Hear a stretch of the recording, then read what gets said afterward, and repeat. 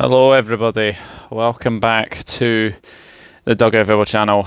Euro 2020, or Euro 2021, wherever you want to prefer, is around the corner now, and we are here for the Matchday 1 predictions for the 2020 Euro Championships.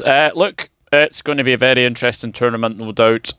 We've obviously had to wait a year for these championships to happen, and it is going to be a really, really intriguing European Championships. So let's start off with the first match, and it is Turkey against Italy. Now, Turkey have one of the most up-and-coming centre-back partnerships in Ozan Kabak and Kaglar Söyüncü. All around the pitch as well. You've got obviously Under. You got Çalhanoğlu as well, probably one of his last tournaments as a Turkish player, and also you have 35-year-old Burak Yilmaz up front, the Lille striker, winning French Ligue 1, of course. So that is going to be a very interesting Turkey side, who have already shown that they are a very, very good side, and they've managed to beat Netherlands in the World Cup qualifying by 4-2 as well. So it's going to be a very interesting tournament for Turkey. I actually think Turkey could do well at this tournament. I really, really do. I think they've got the marks of a good team, for sure.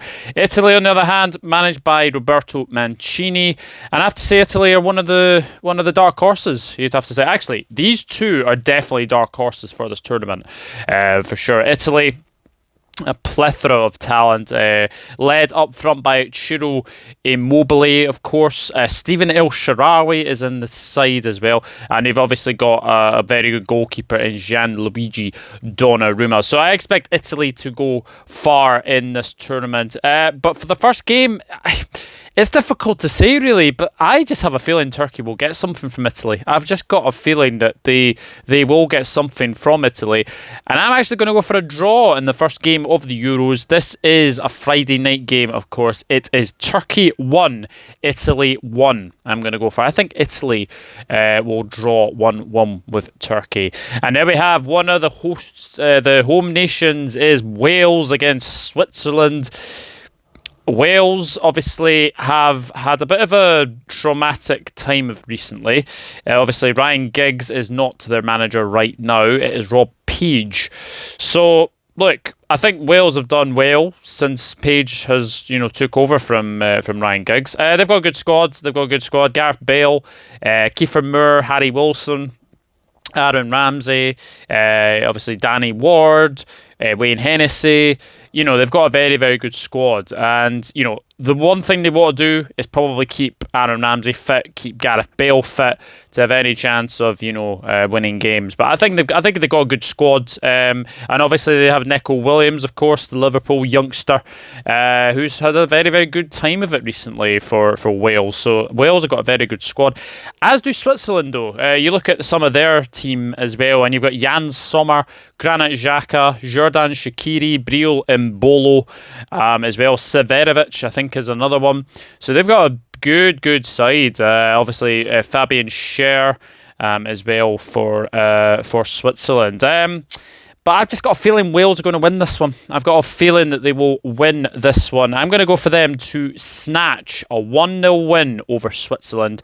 It could be an interesting game, that one. But I think if Wales want to try and qualify from this group, they have to win this game. I'm going Wales 1, Switzerland 0. And then we move into Group B, and we have Denmark against Finland. Denmark, obviously won the Euros in 1992. And it has to be said that I think they've got a good chance to go far in this tournament. I really, really do. I think they've got a good enough squad. And, obviously Christian Eriksen, Kasper Schmeichel, Josef Poulsen as well. Just a few players to name out of them as well. So I think Denmark have got a very, very good chance at these tournaments for sure. Finland, congratulations to them making their first European competition as well, which is very, very good to see. Look, Finland have done well. They did very, very well in qualifying for this competition. And in Teemu Pukki and Glenn Kamara, there's two good players to come out of Finland as well. Obviously, previously. They had Jussi Jääskeläinen, and obviously Antti Niemi as well. So some very, very good players for Finland. I just think Denmark are going to be too strong in this one. But I fancy Finland to grab a goal. I don't think Denmark are the best defensively. And I do think that, yes, they have looked very, very good in World Cup qualifying. They are in Scotland's group, of course. But I do think Denmark will win this one. I'm going Denmark 3, Finland 1. And now one of the fancied nations to win this whole thing is Belgium against Russia. Look, Belgium's squad is a lot of talent. Kevin De Bruyne, Yuri Tillemans, Romelu Lukaku, Eden Hazard, Thorgan Hazard, Timothy Castagna. There is a lot of good players on show for Belgium. The only problem I would have is probably their backline. I think they are a little bit suspect at the back, so I think teams will definitely have a chance to score against Belgium. Russia have had a good qualifying recently. They did very well. They did very well in the last World Cup as well. So I think they will. I think they might come third in this. I think they might come third in this group. I think it's going to be between Denmark and Belgium for first and second, and then I think Russia will probably just pip Finland to that. But I think Belgium will win this one. I'm going to go for a 3-1 win to Belgium. So that's Friday and Saturday's games that have been taken care of. And now we move into Group D, and we move on to England against Croatia on Sunday. Yeah, England looking for revenge after Croatia beat England 2-1 in the World Cup semi-final. And then obviously Croatia went on to lose 4-2 in the World Cup final to France as well. Look, England have got a cracking squad, you'd have to say. The only thing I'm worried for is Gareth Southgate. It's how he's going to set up his team. It's how he is going to, do with the plethora of players that he's actually got at his disposal. The only thing is, you would worry about him, setting up a team. Is he going to go with two holding players? If you go with two holding players, then you're just limiting the attacking prowess of England for sure. But what I will say is England have got a cracking squad ahead of them. Harry Kane, Raheem Sterling. Well, Raheem Sterling hasn't had the best of seasons. Phil Foden, Jadon Sancho, Jude Bellingham. Oh, the list goes on. So England have got a good squad. They've got a really, really good squad. Up and coming young squad as well. So going to be really interesting, but I just worry about Gareth Southgate. I just do. Croatia have one of the most aging squads in the competition, but they've still got a really, really good amount of talent there. They don't have Mandzukic, and I don't think they've got Perisic anymore. I think both of them retired. So it's still going to be very interesting. They've still got Luka Modric as well, cracking midfielder for Real Madrid as well, Tottenham previously as well. So I think Croatia have got a good chance. This is at Wembley. I expect England to start with a win. I think they'll get revenge over Croatia. I'm going England 2, Croatia 1. I do think England's backline is very suspect, and I do think that they might concede against Croatia, but I think England will just have a little bit too much to beat Croatia. England 2, Croatia 1. So that is into Group D. And we move on to Group C now. It is Austria against North Macedonia. Austria, obviously in Scotland's group, we've obviously seen how well they can do. They did lose 4-0 to Denmark as well, but they are a good side, and it is going to be very interesting to see how far they could actually go. Look, I think Austria have a good enough squad as well. Sabitzer from RB Leipzig, and of course Marko Arnautovic, once of West Ham, still playing in the Chinese league. I do think he will be a free agent very shortly as well. So we probably would see him in. We probably will see him in the England again probably as well. Congratulations to North Macedonia, and they're no mugs. They just went on and beat Germany in the last World Cup qualifier that they played. They beat them 2-1 in Germany. So You know what? North Macedonia are there on merit, and I think they've done a very, very good job. I think you would probably expect them to. I think they'll give a good account of themselves. I think they'll give Netherlands a good game, and I think Ukraine will be a good game as well. 37-year-old Goran Pandev captains North Macedonia. One of the oldest players at the competition is Goran Pandev, so probably his last chance to have a good competition with Macedonia. But congratulations to North Macedonia for making it to the competition. But I think Austria will win this one. I think they will win this one pretty comfortably. I'm going Austria 2, North Macedonia 0 in that one. And now a very tasty game on Sunday. We have Netherlands against Ukraine.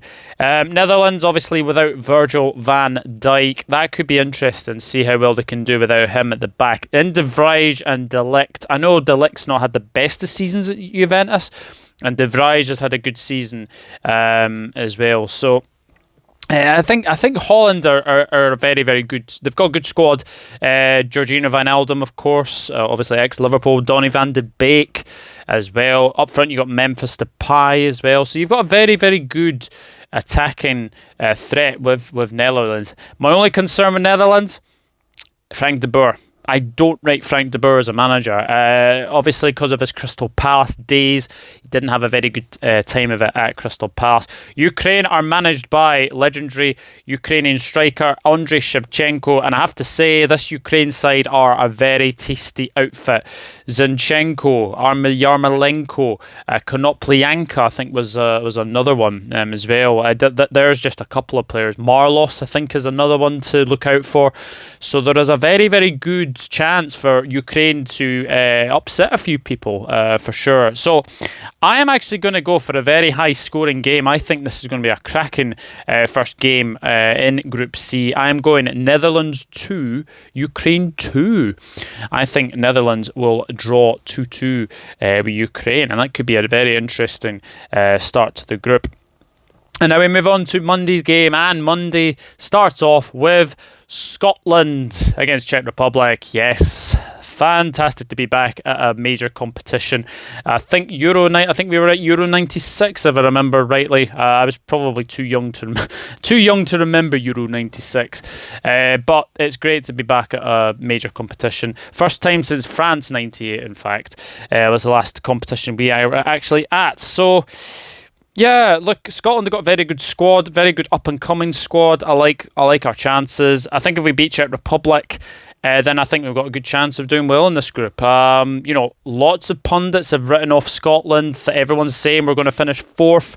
But I'll tell you something, if we manage to win our first game, you never know. And we do have England at Wembley. That is the big game for sure. They'll definitely be up for that.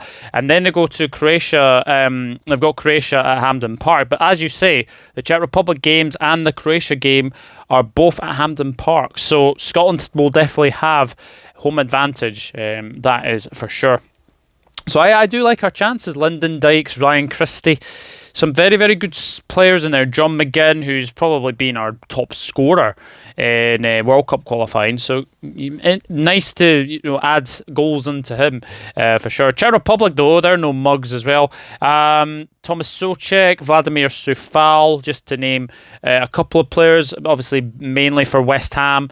Played very, very well this season. So I think they're going to be a very, very interesting side for Czech Republic. But I'm going to back the Scots to start with a win. I'm going to go for them to win by 2-1. They did beat Czech Republic home and away in I think it was the Nations League. So I think they did well to do that. So I'm going to go for the Scots to start with a win. Scotland 2, Czech Republic 1. And now we move into Group E, and it is Poland against Slovakia. Poland will have a good chance, I think, to do well. With Robert Lewandowski, of course, I think he's going to be a very, very pivotal player for Poland as well. Glick as well, and Zielinski, I think, is another one. So I think they're going to have a very, very good chance of it for sure. Slovakia have done very well to make it as well. Martin Dubravka, the Slovak goalkeeper. I think is it Rodak? I think that's another Slovak player. So I think Slovakia will. I think people will probably expect Slovakia to probably finish fourth in this group, but you know they will give good account of themselves. I would imagine for sure.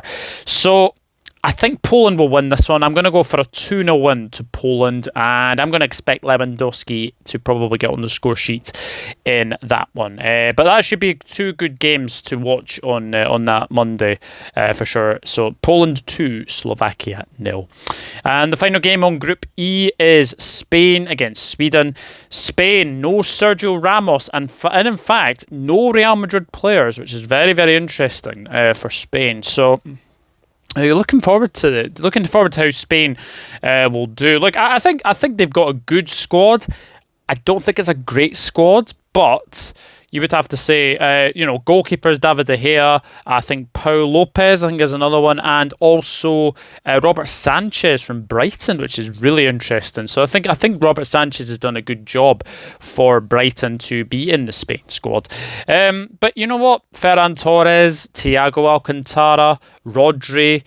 They've got some very, very good midfielders. But the fact is, there's no Dani Olmo as well from RB Leipzig. Dani Olmo is a very, very good player. So I think Spain will do well. I think it's between Poland and Spain in this one to get first or second, and then I think Sweden will probably get third. Will Sweden get enough points? That is a very interesting thing. Sweden, obviously, the main talking point is no Zlatan Ibrahimovic, which is a massive shame. I think Zlatan would have done it really well at this competition for Sweden. And yeah, you would hope that he would probably get like a World Cup if Sweden do make it as well. But you know what, Sweden, very, very good side, and a very difficult side to break down as well. But I think Spain, they will just get the win in the first game. I'm going Spain 2, Sweden 0. And now we move into Group F, and it is Hungary against Portugal. Hungary, well, let's put it this way. I think their main player to watch out for is Adam Szoboszlai. I think that's how you say it. And also Szoboszlai of RB Leipzig as well. So Hungary are going to have a good. I think everyone will probably expect them to finish bottom. Let's put it that way. But they will give teams a very, very hard account of themselves. They've actually been pretty good recently. So I expect Hungary to give Portugal a massive game in this one. But Portugal, well, look at the plethora of talent in this Portugal side. Cristiano Ronaldo, Diogo Jota, Ruben Neves, João Moutinho, Ruben Diaz, Bernardo Silva, João Cancelo. I could go on. Rui Patricio. So many good players in that Portugal side. I think they're one of the favourites for the tournament. I'm going to be honest. I think Portugal, they're holders, of course, of the Euros. They did win in 2016, and they did beat France. They beat France 1-0 in the final. Eder, who I don't actually think is in the squad now. So look, I think Portugal will win this one. I'm going to go Hungary 1, Portugal 3 in this one. And probably the match of the match day 1 games, France against Germany. France's squad, wow. I mean, you could probably name an A team, a B team, a C team. The amount of depth that the French national side have is absolutely insane right now. Look, I think France will be fancied by many, many people to do well at this competition for sure. And I think they're going to be very, very tasty to watch with obviously the likes of Paul Pogba, Griezmann, Mbappe, Benzema. Great to see him back in the national setup. And obviously everyone has a chance with N'Golo Kante in your midfield as well. Man of the match in the Champions League final for Chelsea against Manchester City. So I think that's going to be a very interesting game. This one, Germany, they've got a plethora of talent as well. Thomas Müller, Timo Werner, Kai Havertz, just to name a few. Serge Gnabry. Really, really good players for France and Germany. But I'm going to go for a draw. I'm going to go for a draw in this game. I'm going France 1, Germany 1. So that is it. That is my Matchday 1 predictions done and dusted. Leave your predictions in the comment section down below. If you want to give it a go, then you're absolutely free to do so. So I'm going Turkey 1, Italy 1, Wales 1, Switzerland 0, Denmark 3, Finland 1, Belgium 3, Russia 1, England 2, Croatia 1, Austria 2, North Macedonia 0, Netherlands 2, Ukraine 2, Scotland 2, Czech Republic 1, Poland 2, Slovakia 0, Spain 2, Sweden 0, Hungary 1, Portugal 3, and France 1, Germany 1. So that is it. That is Matchday 1 predictions done and dusted. As I have said, leave your predictions in the comment section down below. Now, I am taking part in the Euro Fantasy Football. Now, if you would like to take part and be in my mini league, which is called Out on Bail. Yes, I will explain the name. Obviously, I do have... That is a clue to one of the players I do have in my team.